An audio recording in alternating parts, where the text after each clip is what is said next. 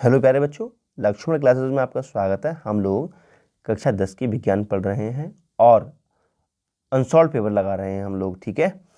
तो सन 2020 के 5 सेट, 1 से लेकर के 5 सेट हम सॉल्व कर चुके हैं और ये सभी सेट हमारे यूट्यूब पे जाकर देख सकते हैं, प्ले लिस्ट पे जाकर के, ठीक है।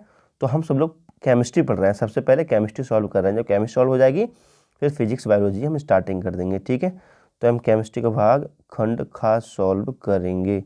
तो ये हो गया खंड का और ये गा, तो खंड खा ये रहा बेटा अपना, ठीक है। खंड खा सॉल्व कर रहे हैं। तो पहला क्वेश्चन है, निम्नलिखित यौगिकों में अम्लीय लवण कौन सा है। तो अम्लीय लवण बेटा कौन सा है इसमें से, बताओ उसको फटाफट। तो बेटा पहला ही ऑप्शन हो जाएगा अपना, क्या हो जाएगा, NaCl, ठीक है। यही लवण है, बाकी कोई लवण नहीं है इसमें से, तो ये NaCl हो जाएगा इसका आंसर, ठीक है बेटा। अगर देखते हैं, जल को जीवाणु रहित बनाने के लिए उपयोगी पदार्थ कौन सा है। जल को जीवाणु रहित बनाने के लिए उपयोगी पदार्थ बताना है। तो बेटा फिटकरी सबसे बढ़िया रहती है जीवाणु रहित बनाने के लिए। तो बेटा इन सभी के आंसर हमने लिख रखे हैं, आपको हम दिखा देते हैं। एक हमने कॉपी पे बना रखे हैं इसके सारा सोल्यूशन, तो देखिएगा क्या इसका सोल्यूशन होगा, ठीक है बेटा। तो देखते हैं, पहला देखो क्वेश्चन ये था, पहला क्वेश्चन था अपना, निम्नलिखित यौगिकों का अम्लीय लवण कौन सा है। तो ये है NaCl। दूसरा है, फिटकरी वाला आंसर आ जाएगा, मैंने अभी आपको बताया था, इसमें आंसर लगाया नहीं है जी, और फिटकरी हो जाएगा इसका आंसर, ठीक है। कौन सा हो जाएगा, फिटकरी। अगला क्वेश्चन है, क्षारीय धातु हैं। तो बेटा देखो ये है LiNaK, ये सब क्षारीय धातु कहलाती हैं। हमारी आवर्त सारणी जो होती है उसमें फर्स्ट ग्रुप में जितने एलिमेंट्स रखे गए हैं सारे के सारे क्षारीय होते हैं, दूसरे क्षारीय मृदा होते हैं। निस्तापन और भर्जन में अंतर बताना है। तो निस्तापन क्या होता है, इसमें कार्बोनेट ऐश को बिना पिघलाए वायु की अनुपस्थिति में गर्म किया जाता है, और इसमें जो अयस्क होते हैं वायु को बिना पिघलाए वायु की उपस्थिति में गर्म किया जाता है। ये इसमें अंतर होते हैं, ठीक है। तो इसमें कार्बोनेट, इसमें ये अंतर पढ़ लेना आप लोग, ठीक है। बहुत सरल है, कोई दिक्कत नहीं है। गालक क्या होते हैं, तो मैं इसकी परिभाषा आपको बता देता हूँ। ये भी लिखा हुआ सही है, ठीक है, लेकिन बहुत लंबा लिखा हुआ, मैं आपको शॉर्ट में बता देता हूँ। गालक क्या होते हैं, वे पदार्थ, बोल रहा हूँ, लिख लेना आप लोग, ठीक है। ये भी सही लिखा है, गलत नहीं है, यहाँ लिख लेना, वे पदार्थ जो अयस्क को गलाने के काम आते हैं। वे पदार्थ जो अयस्क में उपस्थित, वे पदार्थ जो अयस्क में उपस्थित अगुलनीय अशुद्धियों को गलाने के काम आते हैं। क्या कहलाते हैं बेटा, ये गालक कहलाते हैं, ठीक है। धातुमल क्या होता है, धातुमल गालक और अशुद्धियों से मिलकर बने होते हैं या इनका मिश्रण होता है, ठीक है। अगला देखते हैं, संतृप्त असंतृप्त हाइड्रोकार्बन में अंतर समझाइए। संतृप्त तथा असंतृप्त हाइड्रोकार्बन की सामान्य सूत्र लिखिए। तो बेटा संतृप्त असंतृप्त क्या होते हैं, वे हाइड्रोकार्बन जिसमें सिंगल बॉन्ड प्रेजेंट होते हैं संतृप्त हाइड्रोकार्बन कहलाते हैं, ठीक है। और वे हाइड्रोकार्बन जिसमें डबल और ट्रिपल बॉन्ड उपस्थित होते हैं क्या कहलाते हैं, असंतृप्त हाइड्रोकार्बन कहलाते हैं। इनके सूत्र देखो बेटा, संतृप्त हाइड्रोकार्बन हो गया C2H6, ये हम लिख सकते हैं CH3 और CH3 सिंगल बॉन्ड वाला ही तो है। असंतृप्त हाइड्रोकार्बन कौन से होते हैं, जिसमें बेटा डबल या ट्रिपल बॉन्ड होते हैं, ट्रिपल बॉन्ड CH, ये हम कह सकते हैं CH2 डबल बॉन्ड CH2, ये क्या होगा, असंतृप्त हाइड्रोकार्बन के एग्जाम्पल हो गया। अगला देखते हैं बेटा, डोबेराइनर के त्रिक को समझाइए और टिप्पणी दीजिए। तो डोबेराइनर ने क्या काम किया था, डोबेराइनर ने समान गुणधर्म वाले तत्वों को उनके परमाणु भार के बढ़ते हुए क्रम में रखकर 3-3 के त्रिक बनाए और स्पष्ट किया कि प्रत्येक त्रिक के बीच वाले तत्व का परमाणु भार पहले और तीसरे परमाणु भार के का औसत होता है या बराबर होता है। देखो बेटा यहाँ LiNa ये सभी जो तत्व हैं ये परमाणु भार के बढ़ते हुए क्रम में, देखो यहाँ 7 है, यहाँ 23 है, यहाँ 39 परमाणु का भार बढ़ता हुआ क्रम का है नहीं है, 3-3 के त्रिक बनाए हैं और इन्होंने इनका औसत निकाला है। औसत का मतलब क्या है, इसका और इसका ये जोड़ करके आधा कर देना बेटा, जोड़ के आधा किया है तो ये आया है 23। तो 23 किसके बराबर आया है, 23-20 वाले के बराबर आया है। ये होता है डोबेराइनर का त्रिक रूल। अब नेक्स्ट देखते हैं बेटा क्वेश्चन। नेक्स्ट क्वेश्चन क्या आ रहा है कि आवश्यक समीकरणों की सहायता से दर्शाइए कि आप कैसे प्राप्त करेंगे। क्या प्राप्त करना है, धावन सोडे से बेकिंग सोडा। तो बेटा धावन सोडा का मतलब होता है कपड़े धोने वाला सोडा, ठीक है। तो होता है Na2CO3 10H2O होता है, ठीक है। लेकिन हम ऐसे भी लिख सकते हैं, तो देखते हैं बेटा Na2CO3 की हम क्रिया कार्बन डाइऑक्साइड से करा देते हैं तो हमें प्राप्त होता है 2NaHCO3। ठीक है बेटा, तो अब इसको चेक कर लेते हैं जरा। तो बेटा ये रिएक्शन सही लिखी हुई है, ठीक है। तो इसमें क्या है Na2CO3, बस दहन सोडे का सूत्र होता है Na2CO3 * 10H2O, ठीक है। लेकिन ऐसे भी लिख सकते हैं Na2CO3 में CO2 गैस प्रवाहित करते हैं और H2O भी डालते हैं इसमें, ठीक है। तो हमें प्राप्त होता है यहाँ पर बेकिंग सोडा या धोने वाला बेकिंग सोडा या खाने वाला सोडा, ठीक है, NaHCO3। अब है क्लोरीन गैस की व्यंजक चूर्ण कैसे प्राप्त करेंगे। क्लोरीन गैस से व्यंजक चूर्ण, तो हम क्या काम करें, कैल्शियम ऑक्सीक्लोराइड या ब्लीचिंग पाउडर में हम क्लोरीन गैस प्रवाहित करते हैं। तो बेटा यहाँ पर जो है थोड़ा सा देखो, हमें क्या है, क्लोरीन गैस से व्यंजक चूर्ण बनाना है। क्लोरीन गैस से व्यंजक चूर्ण, तो ये बेटा गलत लिखा हुआ है, ये मुझे लग रहा है। ये तो ऐसे होना चाहिए था। देखो, क्लोरीन गैस से व्यंजक चूर्ण बनाना है ना, तो क्लोरीन गैस ये Cl2 प्लस यहाँ होना चाहिए CaOH का होल ट्वाइस, CaOH का होल ट्वाइस भुजा हुआ चूना। जब इसमें क्रिया कराते हैं तो प्राप्त होता है CaOCl2 प्लस क्या प्राप्त होगा हमारे लिए, CaOCl2। ठीक है बेटा, ये हमारे लिए प्राप्त होता है। समझ में आ रहा है। देखो मैं एक बार रिएक्शन लिख के आपको फिर से बता देता हूँ, ठीक है। तो ये रिएक्शन बेटा गलत लिखी हुई है, ये मिस्टेक हो गई है, तो गलती से लिख के आई है। सही रिएक्शन देखिए सही क्या होगी। क्लोरीन गैस से हमें व्यंजक चूर्ण बनाना है, ठीक है। ध्यान समझेंगे, मैं आपको लिख के दिखा रहा हूँ। क्लोरीन मतलब बेटा क्लोरीन ये देखो, सबसे पहले हम भुजे हुआ चूना लेते हैं, ठीक है। भुजे हुए चूने का सूत्र क्या होता है, CaOH का होल ट्वाइस होता है भुजा हुआ चूना। इसमें हम क्लोरीन गैस प्रवाहित करते हैं, तब देखिए हमारे लिए क्या प्राप्त होता है। तो हमें प्राप्त होता है CaOCl2 प्लस H2O।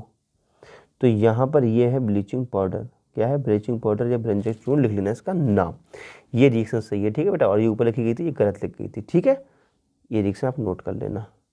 अगले बढ़ते हैं। मीथेन का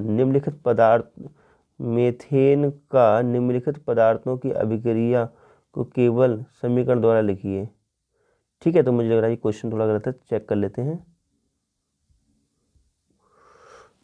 तो बेटा क्वेश्चन सही है, गैस पेपर में वो अनसॉल्व पेपर में क्वेश्चन यही लिखा है, लेकिन क्वेश्चन की लैंग्वेज अच्छी नहीं दी है बुक में, है ना।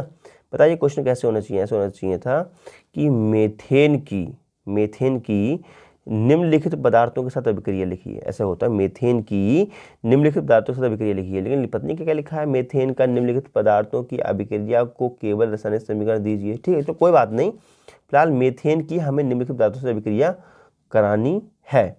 तो बेटा देखो, मेथेन का सूत्र रहा, क्लोरीन से अभिक्रिया करा रहे हैं हम लोग, ठीक है। तो यहाँ प्राप्त होता है CH3Cl, एक H बचा, तो वो ये आ गया HCl। समझ में आया बेटा, ठीक है। अगला देखते हैं। अगला हमारे लिए मेथेन में हमें क्या काम करना है, ऑक्सीजन प्रवाहित करनी है, तो हमें CO2 गैस प्राप्त होती है, वाटर मॉलिक्यूल्स प्राप्त होता है, ठीक है। अगला क्वेश्चन देखते हैं बेटा। क्वेश्चन क्या कहता है अपना, क्वेश्चन है सोडियम क्लोराइड का मतलब क्या होता है, नमक। सोडियम क्लोराइड के जलीय विलयन में विद्युत प्रवाहित होने का विद्युत अपघटनी का वर्णन कीजिए।